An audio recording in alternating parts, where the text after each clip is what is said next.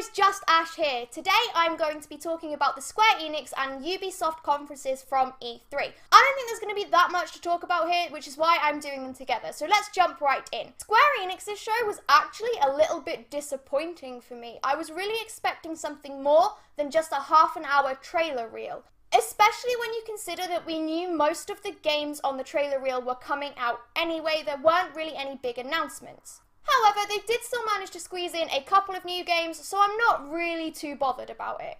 We start off with Shadow of the Tomb Raider. Now, I am so invested in this new reboot. I really enjoyed the first two games, and I'm super looking forward to Shadow of the Tomb Raider. The game itself is stunning, and the concept art is really pretty too. So, yep, you guessed it, I am down for an art book for this as well. Shadow of the Tomb Raider follows Lara Croft as she tries to stop a Mayan apocalypse. From what we saw of the gameplay, it's pretty standard for Tomb Raider. There's a lot of sneaking around, there are stealth kills.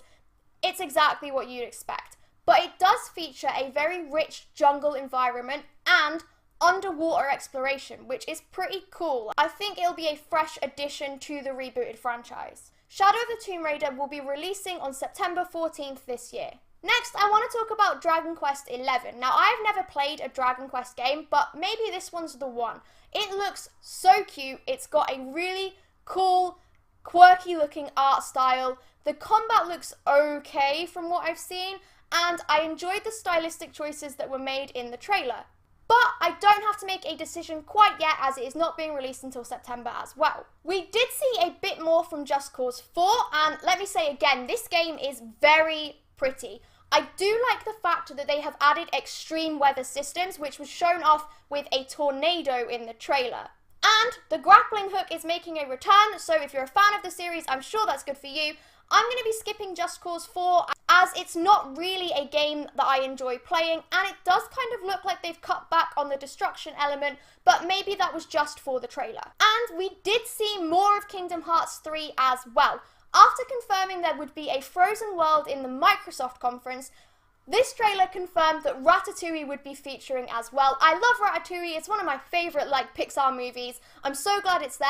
What we did see looked a bit more like a mini game, but I'm sure it will be more in depth when the game releases on January 29th next year.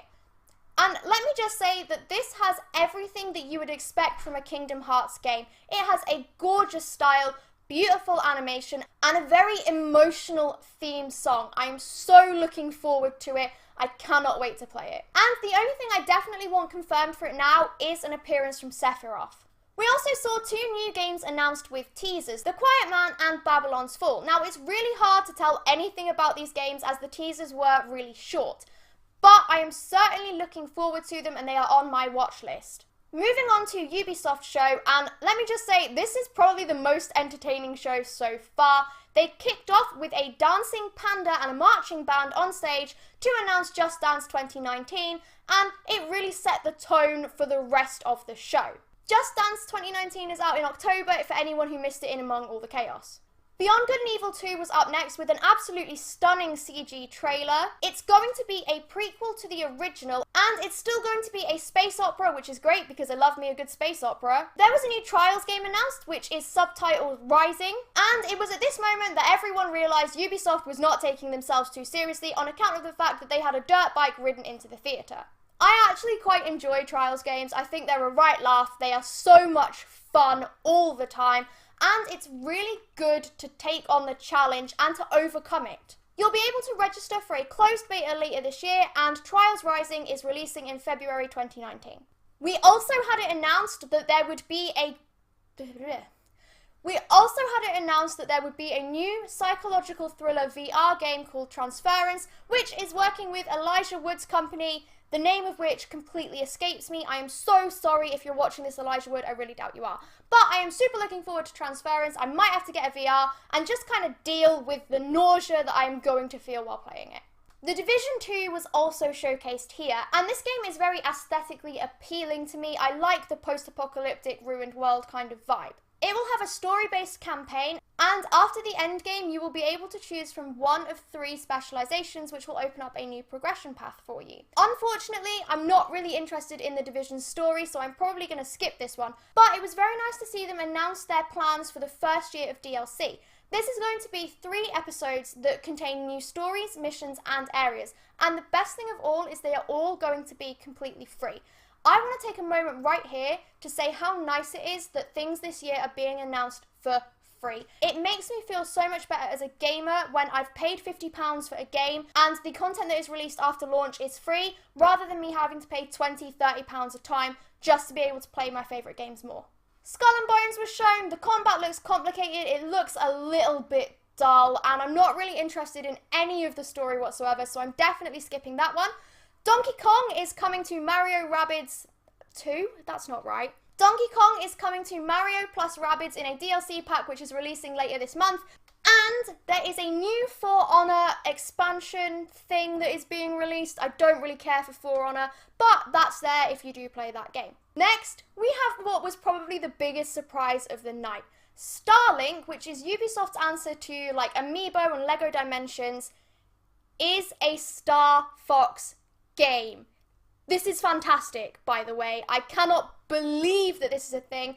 And as a side note, I have the same shirt that Shigeru Miyamoto was wearing to this conference, just putting that out there. Now, I watched the Ubisoft show at One Life Left, and as soon as Fox spoke in the trailer, before we'd even seen him, I could hear people whispering, "Was that Fox?" And let me tell you, when Fox was actually shown, the crowd in the cafe went a bit nuts. Everyone was really happy that Star Fox is still a thing, and Star Fox got a new game, so why can't F-Zero have one as well? The hope is real, people, the hope is real. And finally, we have Assassin's Creed Odyssey. Now, I am one of the few die-hard Assassin's Creed fans, so I might be a little bit biased here, but I think this game looks absolutely fantastic. Ancient Greece is one of my favourite periods of history, so being able to play a game that will let me actually interact with that is great. It's so nice to see that they have completely overhauled the gameplay and made it much more like an RPG with dialogue trees and romance options. Plus, you can play the entire game as a male or female assassin. We did see a little bit of the gameplay which showed off the stunning visuals in the game, and there was a leveling system shown which was very similar to Origins, which means Assassin's Creed might become my single-player story-led RPG for this year, which is something I never thought I would ever be able to say. And while I won't pre-order it, I am definitely going to get Assassin's Creed Odyssey when it comes out on October 5th. That was actually a little bit more to talk about there than I thought there was going to be, but I think we've all made it through unscathed. Let me know your thoughts on these 2 conferences in the comments, and leave any questions for my Q&A later in the week there as well. If you've enjoyed this video, please give it a like, and as always, pour yourself a nice cup of tea and join me soon for more E3.